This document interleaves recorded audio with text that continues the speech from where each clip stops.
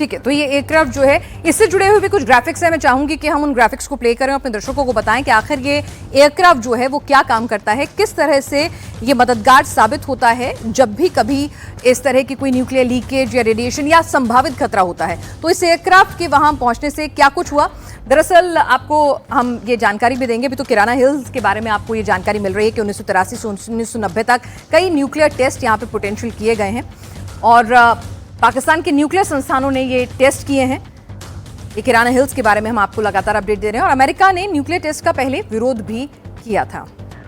Plane के graphics भी हमें जरा दिखाएं कि किस तरह से जो ये प्लेन है, ये सर जो हम प्लेन की आप बात कर रहे हैं, तो ये ऐसा भी हो सकता है कि जनरली वहां पे स्टेशन हो, क्योंकि एक थ्योरी ये भी कहती है कि वहां पर ये दिया गया था और वहां पर ये स्टेशन भी है। ऐसा जरूर हो सकता है और ज्यादा प्रोबेबिलिटी इसी की है। ठीक है, तो इसको लेकर भी, प्लेन को लेकर भी दो थ्योरी चल रही है। एक तरफ कहा जा रहा है कि ये प्लेन अमेरिका ने भेजा है, तो दूसरी थ्योरी ये कहती है कि इस प्लेन को 2010 में अमेरिका ने पाकिस्तानी सेना के एविएशन विंग को सौंप दिया था। तो इसकी भी चर्चा जो है वो लगातार होती रही है जब हम इस बीच क्राफ्ट की बात करते हैं। इसके बाद एक और प्लेन आता है। जी हाँ, तो एक प्लेन के बारे में तो मैं आपको जानकारी दे रही हूँ। इसके बाद इजिप्ट का भी एक प्लेन आता है जिसको लेकर फिर नए सिरे से जो है तमाम कयास शुरू हो जाते हैं। और EGY 1916 जब ये प्लेन आता है सर, ये तो ठीक है अमेरिकन प्लेन है, आप कह रहे हैं कि हो सकता है कि वो पाकिस्तान को दिया गया हो और वो एक प्रिकॉशनली वहां पर हवा में सॉर्टी कर रहा हो, निकला हुआ हो, ये हम मान सकते हैं। लेकिन एक और प्लेन है जो इजिप्ट का प्लेन है और कहा जा रहा है कि इसके अंदर ये बोरोन लेकर आया था।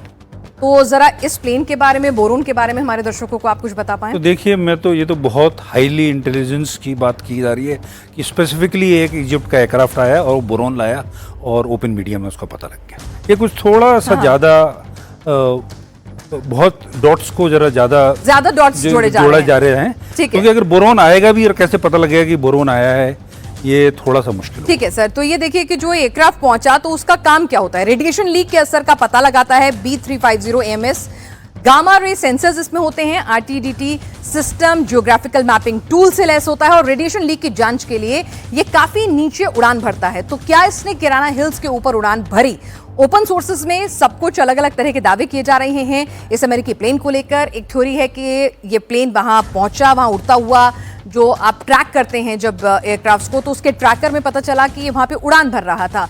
तो ये प्लेन वहां पर उड़ान भरता हुआ ऐसा क्लेम किया जा रहा है ओपन सोर्सेज में।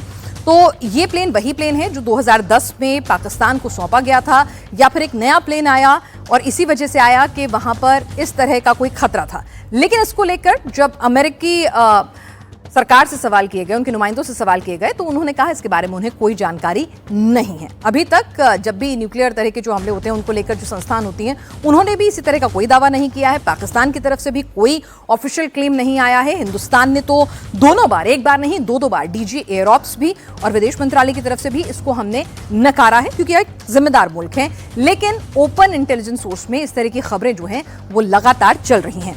तो हम इजिप्ट के प्लेन की बात कर रहे हैं। इसके बाद ये तो आपने अमेरिकन प्लेन देखा है, इसके बाद इजिप्ट के प्लेन की बात करें। EGY 1916 प्लेन को पाकिस्तान और अमेरिका ने मंगाया है और इसमें मिस्र से बोरोन से जुड़े कंपाउंड मंगाए गए हैं, यह दावा किया गया। मिस्र में नील नदी के डेल्टा में बोरोन काफी मात्रा में पाया जाता है और इसका इस्तेमाल दूसरे कामों के साथ साथ कहा जाता है रेडिएशन कंट्रोल, यानी कि बोरोन तभी लेके पहुंचेंगे जब आपको रेडिएशन कंट्रोल करनी होगी। बोरोन क्या होता है ये भी आपको बता दें, केमिकल कंपोनेंट है, ये न्यूट्रॉन्स को एब्जॉर्ब कर लेता है और इसीलिए जब भी रेडिएशन होती है तो इसका इस्तेमाल किया जाता है। ये आप बोरोन के बारे में आप जान रहे हैं। बोरोन का काम क्या है? एक केमिकल कंपोनेंट है, हमने आपको बताया, और जो न्यूक्लियर रेडिएशंस हैं उनको एब्जॉर्ब करता है, न्यूट्रॉन्स को एब्जॉर्ब करता है।